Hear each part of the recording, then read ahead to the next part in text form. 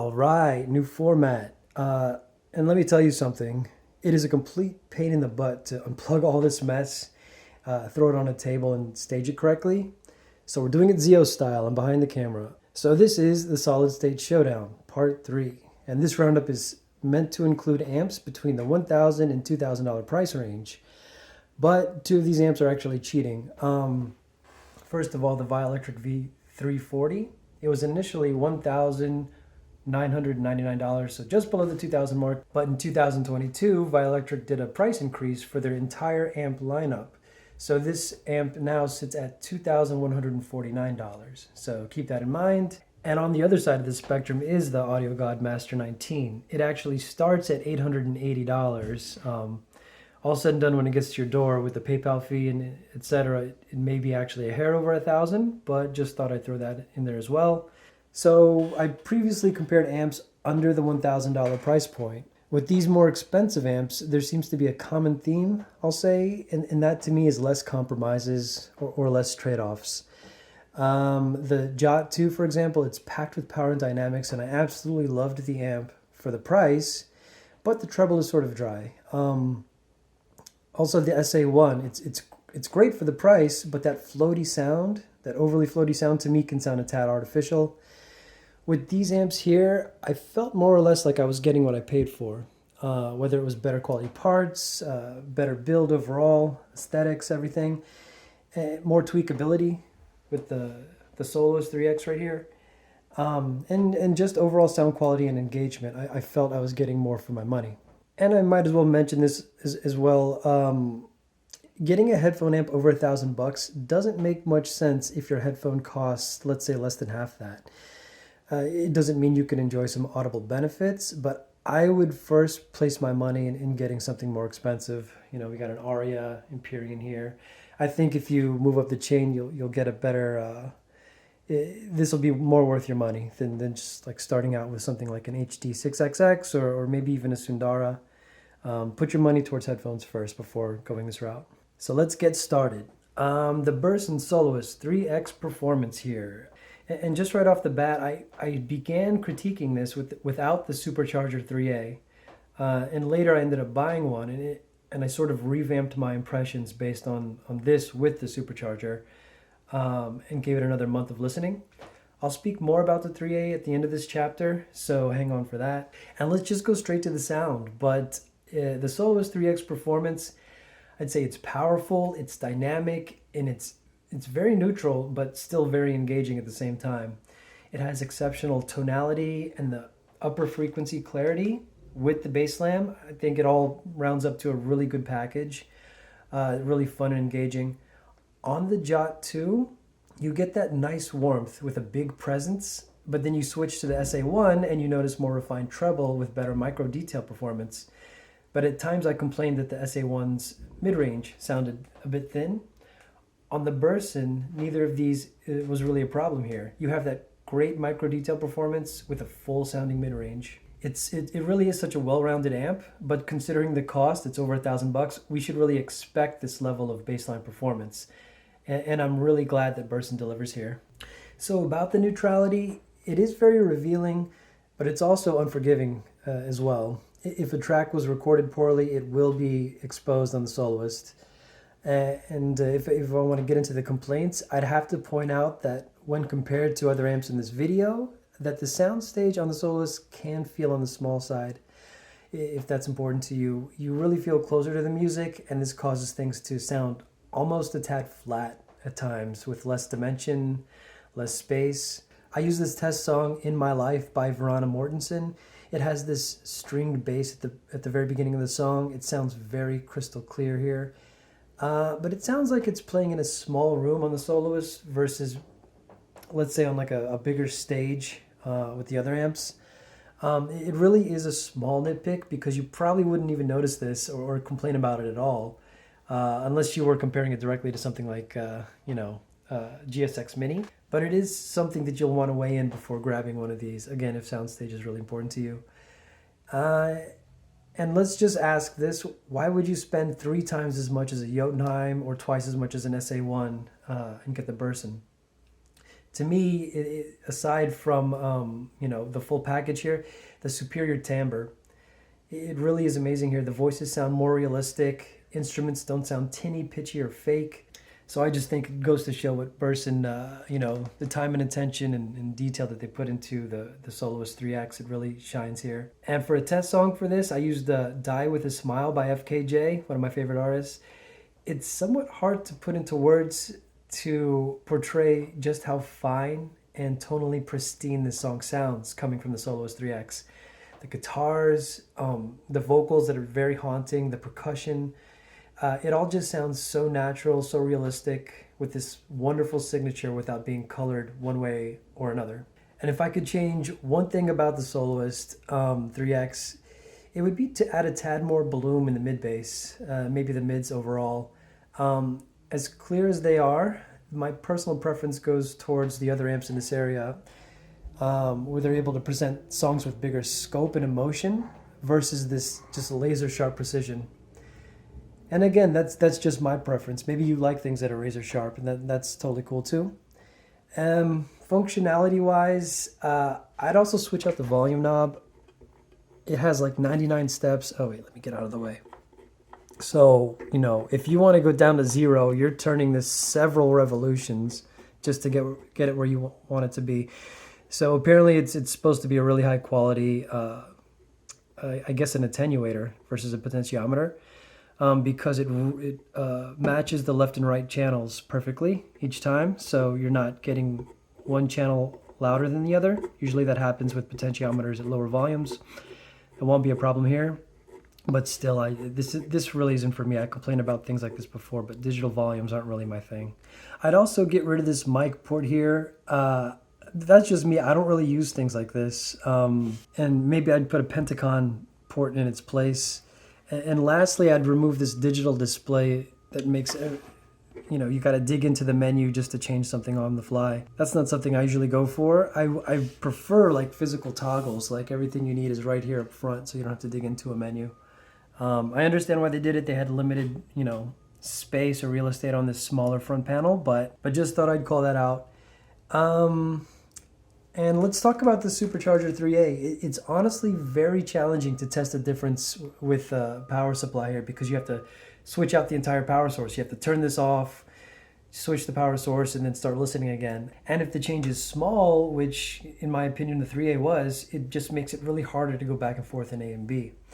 But I may as well mention my anecdotal experience here. And at first I began testing the Soloist 3X without the supercharger. I definitely made some complaints about some harshness on the upper frequencies, as well as slight sibilance issues. But now that I've been using the supercharger and comparing the Soloist to the other amps here, I ended up removing those negative comments from my overall impressions that I had about clarity and tonality at certain frequencies. I felt that overall with the supercharger, the sound was cleaner with a lower noise floor. Male vocals seemed to have better timbre with less of a veil. So the amazing texture that the Venus here, I love this Venus. There it is. And the Aries too. The amazing texture that these R2 RDACs put out, it really is showcased, I think, better with the Soloist 3X with the Supercharger 3A. And again, that definitely wasn't a scientific test on my part, but if the Soloist was my main amp, it would be very hard for me now to stop using it without the supercharger, since I've had that experience. It's not cheap. It's $285, but you can do what I did. You get the Soloist first, and if you really like the sound and want to keep the amp, and you want to, level up what you're hearing and clean up the sound even further, I would opt for a 3A down the road. So let's go through the pros and cons now. As for the pros, it has this just clean, crystal clear sound signature that's still very engaging. It's very competent. It has well-controlled, defined bass. It's hard to find anything, overly negative when it comes to the sound signature that this produces. And the second pro for me, the timbre. It's excellent. It's done right, and I don't really have any complaints there. The cons, I said it before, the 100-step volume pot is a bit too much. The digital interface, not for me. Not a fan of the microphone port. I wish it had a Pentacon connector instead.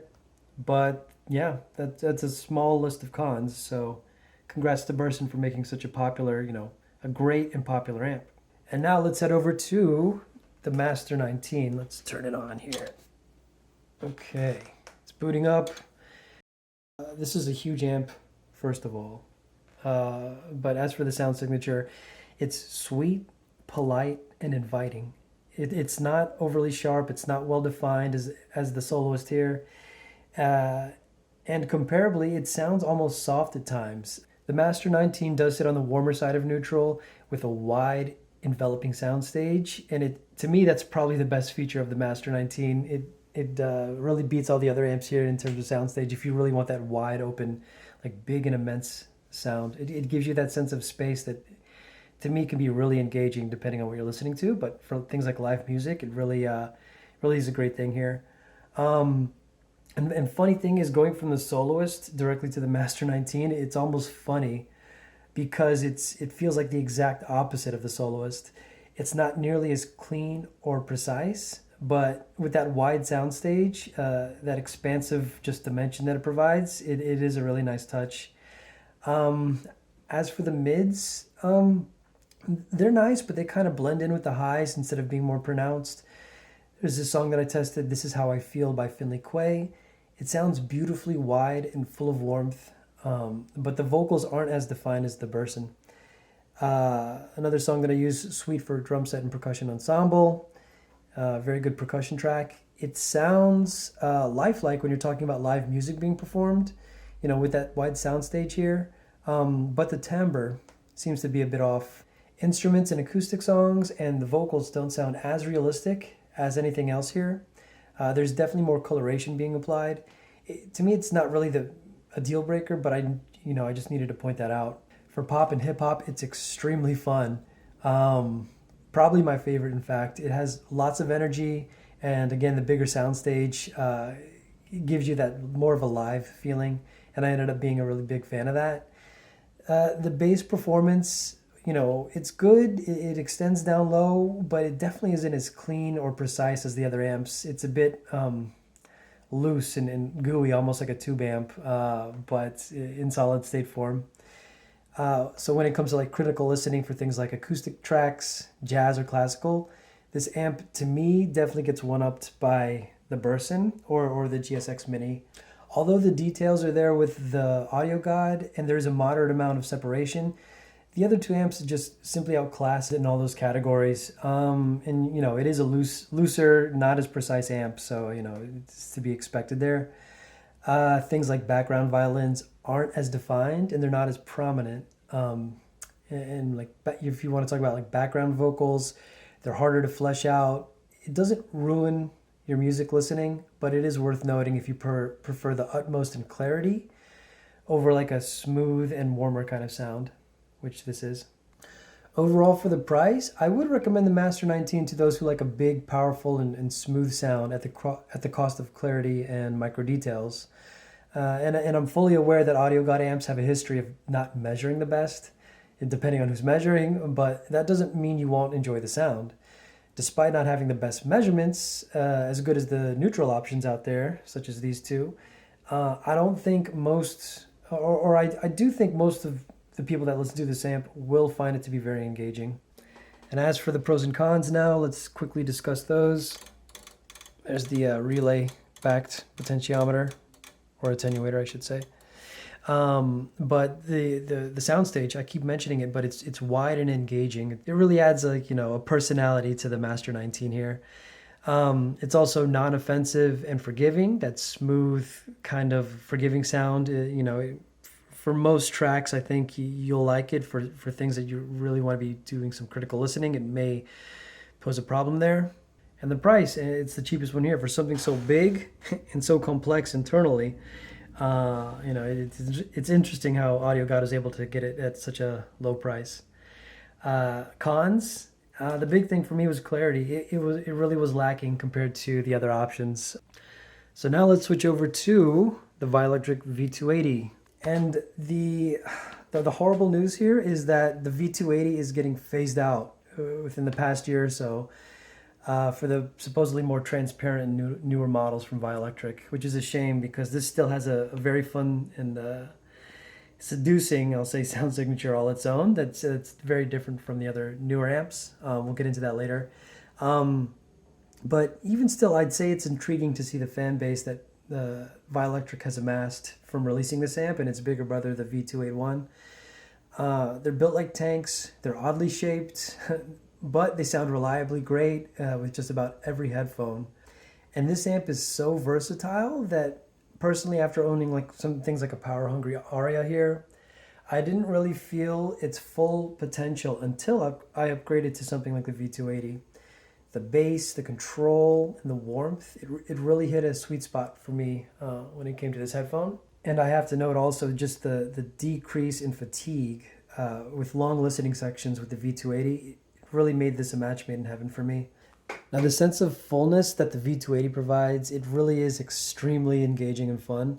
That extra bloom or slight emphasis on the mid bass gives you that warm feeling, and it scales really well with higher end headphones.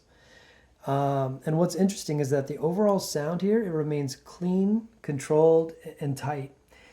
The added warmth doesn't really upstage the rest of the music. Mids are still very much defined with clear and layered texture.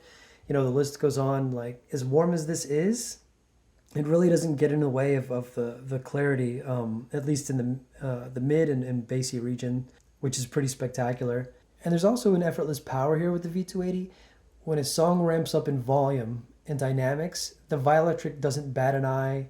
It handles each dramatic upswing with constant, steady power. It never really sounds screechy.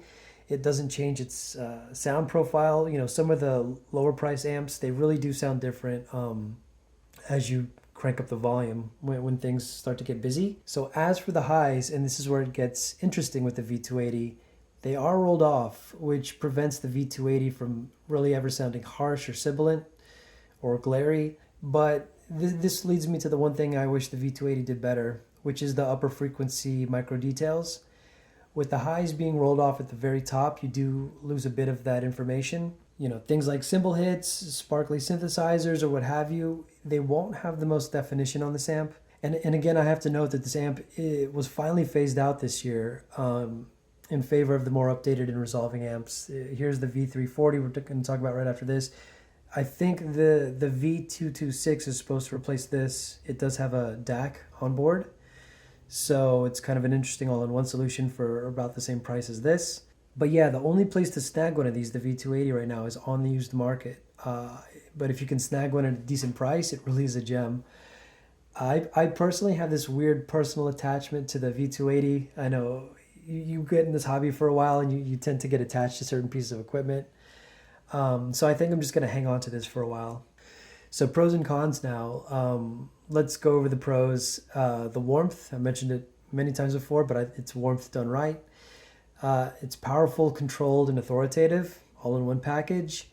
And the aesthetics, a lot of people like it, including me. It just has this classic and industrial look to it. Same with this one. Cons, it's out of production, so good luck getting one.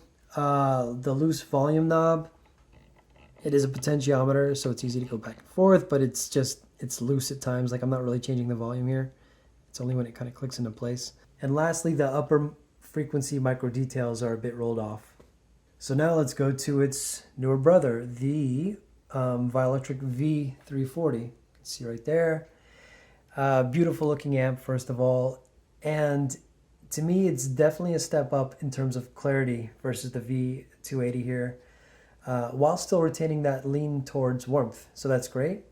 It's not nearly as warm as the V280 or even the Milo, which we'll discuss right after this. But the added extension and micro detail reproduction in the upper frequencies, it gives it this overall sweeter sound in this region as compared to the Violectric V280 especially. And many times the V340, it shows many moments of brilliance with one caveat. So I'll run down the list of good things first, then we'll get back to the caveat. But starting with the good, the amp is super clean. It's dead quiet with excellent timbre. It just feels high quality, everything from the looks to the sound. It's just, you know, it's a high quality product. It has great micro detail performance with excellent dynamics. It doesn't struggle at all at lower or higher volumes. And as warm as this is, it is really resolving with those upper frequencies, which is a hard balance to get just right. Let's talk about the soundstage, but it is slightly wide of neutral, which to me, it just hits the sweet spot. It's not so wide where things are very distant, and not so close where you're kind of reminded that you're listening to music through headphones. So I love everything about this amp, except, and this is the caveat, except for a certain emphasis in the upper mid-range. Because of this, the rest of the mids can feel a bit subdued, which was surprising to me at first, especially coming from this amp. But the rest of the mids can feel a bit subdued, and lower mids don't get as much attention as the upper ones. So going back and forth with the other amps compared to the Violectric V340, things like male vocals and saxophones can get outshined by the upper registers of these instruments versus giving you the fuller picture. So you do get that emphasis on the upper frequencies more than the middle ones. But going back to the V340's strengths, it's still so much better at producing micro details than the other warmer amps, such as the Master 19, the V280, and the Milo, which make it a joy to listen to in that regard. So if you're looking more towards neutrality with just a slight lean towards warmth, then you will actually probably prefer the V340. So overall, I feel it, the overall package is definitely here. It has most qualities you'd want in a great amp. Just go back to the long list of great things that I said about this amp in the beginning. Better definition in the lower mids and slightly more bloom down low would be the cherry on top for me. It doesn't detract from an otherwise stellar amp that Violectric has produced. But I'm hoping and crossing my fingers that you go up the line, then you get the V550 or the 590. Those amps have beefier power supplies. So I'm hoping that will provide a more balanced mid-range to my ears. But this roundup is focused on sub 2K amps, sub $2,000 amps, so I didn't get one this time around. As for the features, I think it has the best volume knob here. It's super smooth, and each marker on the dial kind of snaps into place, kind of like the V280, but here it does it more softly, and it just feels like an elegant stepped attenuator. But it is actually a stepped, it is a simple volume pot. I also do like the front panel toggles for input, and this is kind of a nice little preamp setting option here. Note that the V280, it does have both XLR and RCA inputs, but there's no toggle. The RCA inputs override whatever the XLR has. So that was always a pain point for me, especially as a reviewer. But I'm glad that this exists here. And I have to mention, this does not have XLR balanced inputs. I really wish it did. I know it's not really night and day performance, but considering if you have a DAC that outputs XLR, I have in the past, gotten hum and other artifacts from using single-ended RCA. With balanced XLR, I've never had an issue with the interference. But let's go over the pros and cons now really quickly. Pros: engaging warm sound with great micro detail performance. It's really a good balance here. The timbre, it's excellent. The layering and texture, also excellent. The looks and feel, the aesthetics with a great volume knob. Those round out my list of pros. For the cons, the upper mids can be a bit shouty or just extra to my ears. And also no balanced inputs. And that's that. Now we'll switch over to the Wells Audio Milo. You can see a reflection of all the workout equipment that I don't use. All right, let's start with the Milo's sound, but the noticeable tilt towards warmth is completely seducing, engaging, whatever buzzword you want to use, but I love the warmth that the Milo provides. The bass is controlled, it's plentiful, and it doesn't really override or upstage the mid-range, which is very textured and solid and rich. The timbre is probably the best here. Everything sounds organic and lifelike. It's not fake, doesn't sound digital. And the treble, let's go through the treble. To me, it's very interesting because it definitely isn't as clear or defined as something like the Burson or even the GSX Mini. But I don't feel like much information is being lost here or missing. I still feel like things are still resolving and very much there. And things still get sparkly up at the top. And it's very satisfying. Unlike the V280, it just doesn't reach the level of the GSX Mini or the Burson. But with this level of warmth, I wouldn't expect it to. But I was still kind of honestly shocked at how good the upper frequency performance was on this.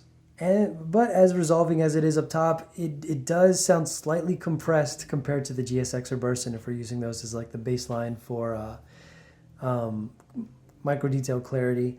The soundstage isn't as wide, so it sits somewhere between the GSX and the Burson. Micro details such as organ tremolo are much more pronounced on the other more revealing amps, but the payoff with the Milo is just the superior warmth, which personally I'm a huge fan of. Trying some acoustic music such as Sandals by Kai Dreams, it sounds much more layered, airy, and separated on the GSX. But the Milo, it's just so satisfyingly full with this great timbre. Listening closer though, you could see where the Milo could benefit from some extra detail, which I think that the upgrades to the Milo that Jeff Wells offers on their website may address that. It's not cheap, which we'll get into later, but there is an option there in case you want some better performance. It does have that Class A fun decay sound, so when things get quiet and fast, such as violin solos, or parts in acoustic music, you'll notice that instruments don't stop on a dime like they do on the Soloist or the GSX. Things are still fleshed out with loads of texture and engagement, but that graceful decay is still very evident here when comparing to the other amps. And let's get to the nitpicks, but it does output a ton of power, enough for a Susvara or Abyss. So I'm usually, I'm at the very bottom here. I'm like 9 o'clock, 8 o'clock for my Empyreans, and 10 o'clock, maybe 11 o'clock for my Arias. When you order these from Wells Audio, make sure you email them and tell them what kind of headphones that you're using, and they can help you select the right potentiometer or mod it in whatever way they can to give you the right level of taper. So it starts out really slow here and then really ramps up towards the end. Now, if you look at the back of the Wells Audio Milo, you'll see that it has single-ended inputs. You can add balanced XLR inputs as a feature extra, but they're there for convenience only. Same with the 4-pin balanced XLR output. This is a single-ended amp. And as for just comparing here, the V340, it also has single-ended inputs, but it actually splits that signal internally into a balanced signal before amplifying. This stays in the single-ended domain in and out all the way through the Milo. I emailed Jeff Wells about this, and this is his response. True differential balanced circuits reject distortion and noise and double the gain, creating the sometime illusion of more power and dynamics. They are used by designers to improve performance with more detail due to lower noise, but what no designer will tell you is that balanced designs remove even order distortions, which are the ones that give music beauty, richness, sweetness, and tonality. Things that make music more beautiful and involving. I will never use a balanced design due to these facts. We use proprietary noise reduction that is even more effective, yet allows us to preserve the beautiful components of the musical recordings. Hence the natural, rich, smooth, and tonally beautiful sound of the Milo. Single-ended is far superior musically, especially if you can find the alternatives to reduce noise.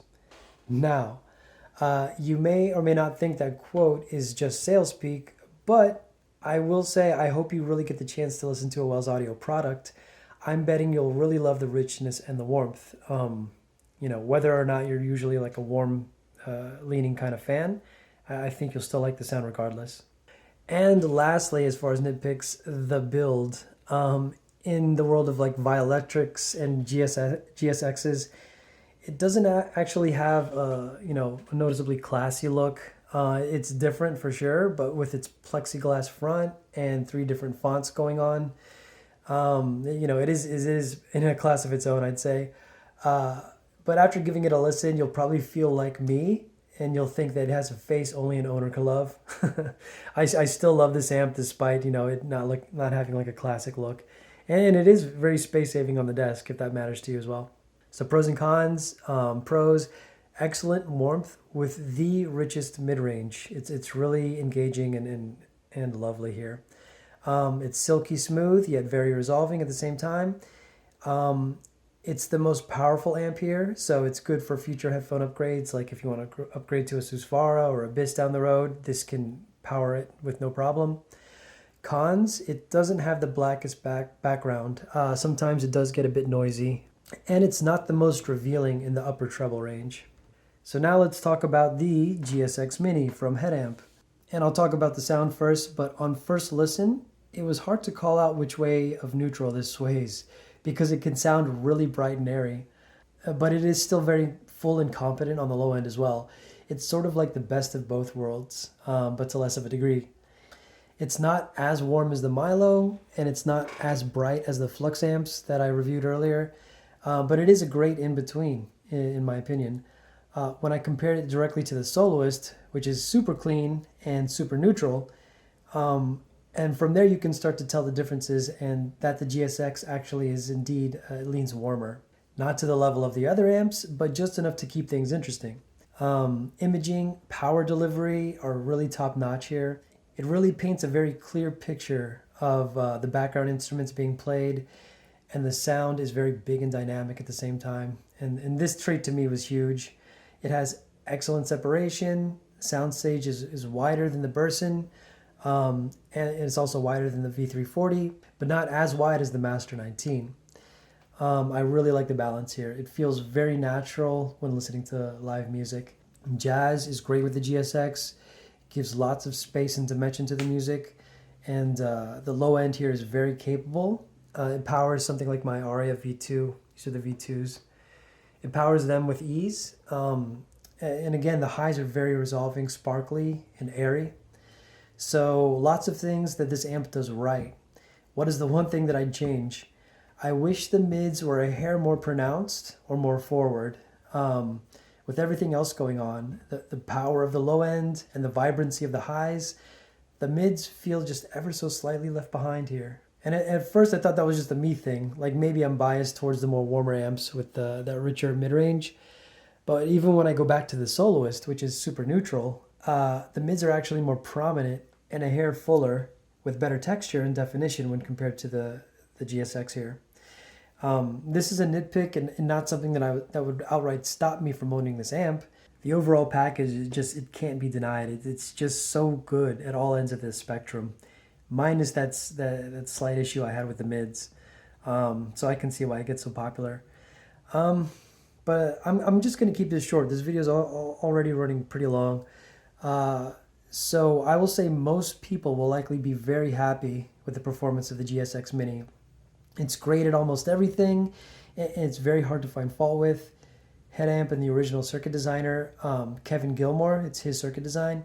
They created something very special here for this price range. So pros and cons. The pros, I think it's just a great balance of most everything you want in a great headphone amp.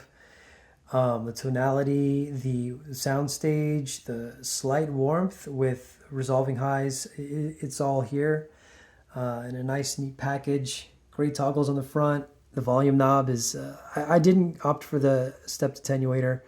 This is just the regular volume pot, but it's all I need, really, and it does an excellent job. Cons, the mids, that was it. Slight nitpick there, but if you're gonna say something that is a challenge for this amp or something that could be improved in the next version, I think the mids could be slightly more fleshed out. Okay, that was the GSX Mini. Now let's see if we can do a little conclusion of all the amps. See if I can frame it here. So let's just go through based on the type of listener you are. But if you want the utmost in neutrality, speed, and clarity, I would probably go with the Burson here. I think it has a great overall package when you're talking just neutrality, clarity, engaging bass, and the least amount of coloration.